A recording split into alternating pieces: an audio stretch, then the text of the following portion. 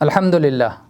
کیا آپ جانتے ہیں کہ اصحاب بصیرت اور ارباب عزائم اپنی نیکیوں اور اطاعت کے کاموں کو مکمل کرنے کے بعد استغفار کیوں کیا کرتے ہیں؟ اس لیے کہ انہیں اپنی کمیوں، کوتاہیوں اور تقصیر کا صاف مشاہدہ ہوتا ہے۔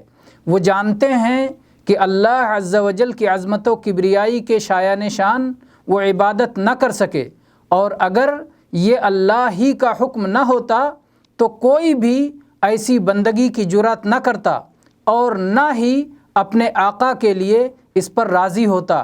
یاد رہے کہ اللہ تعالیٰ نے اپنے مہمانوں اور اپنے گھر کے حاجیوں کو میدان عرفات سے واپسی کے بعد استغفار کا حکم دیا ہے، جبکہ میدان عرفات کا وقوف نہایت افضل اور جلیل القدر عبادت ہے۔ اللہ تعالیٰ نے فرمایا فَإِذَا أَفَضْتُم مِّنْ عَرَفَاتٍ فَاذْكُرُوا اللَّهَ عِندَ الْمَشْعَرِ الْحَرَامِ وَاذْكُرُوهُ كَمَا هَدَاكُمْ وَإِن كُنتُم مِّن قَبْلِهِ لَمِنَ الضَّالِّينَ ثُمَّ أَفِيضُوا مِنْ حَيْثُ أَفَاضَ النَّاسُ وَاسْتَغْفِرُوا اللَّهَ إِنَّ اللَّهَ غَفُورٌ رَحِيمٌ۔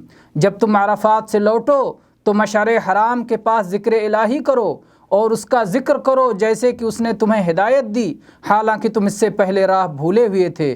پھر تم اس جگہ سے لوٹو جس جگہ سے سب لوٹتے ہیں، اور اللہ تعالیٰ سے استغفار کرتے رہو، بخشش طلب کرتے رہو۔ یقیناً اللہ تعالیٰ بڑا بخشنے والا، نہایت مہربان ہے۔ نیز ارشاد ہے والمستغفرین بالاسحار، اور پچھلی رات کو استغفار کرتے ہیں، بخشش مانگتے ہیں۔